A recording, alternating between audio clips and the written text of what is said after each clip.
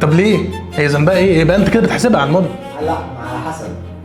هل هي كانت صريحه معايا ولا لا؟ طب انا اسالك سؤال. صريحه معايا الاول. اسالك سؤال، هل لو انت ما قدرتش تنسيها الشخص اللي هي متعلقه بيه في قلبها ده يبقى عندك مشكله؟ لا. ولا هي اللي عندها مشكله؟ ما حدش عنده مشكله. امال؟ احنا مش مع بعض، يعني احنا ما ينفعش نبقى مع بعض. بس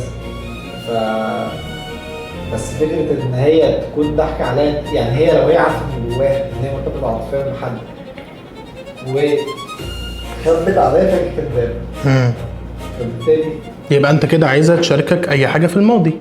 مش شرط يعني ما هو في حاجات، يعني مثلا انا عندي حاجات في الماضي، مش كلنا عندنا حاجات ده اكيد. احنا كلنا عندنا حاجات في الماضي بتاعنا مش ألذ حاجه، ومش شرط تتحكي، لان ممكن اكون غيرت.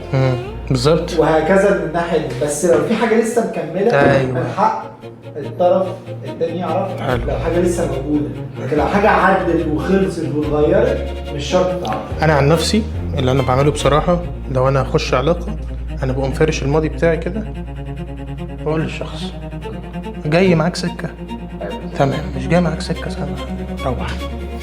انا احب من الناحيه التانيه بصراحه ان يتم التعامل معايا بهذا الشكل. ليه؟ لان انا من حق اختار. ما هي دي المشكله، ان هي لا لا لا انت المفروض بتحبني. لا، انا من حق اختار. انا راجل برنس، انا عندي من الامكانيات ومن كذا ومن كذا، من اي صفات شخصيه ممكنه، من حق ان انا اقعد واختار المناسب ليا. صح ولا انا غلطان؟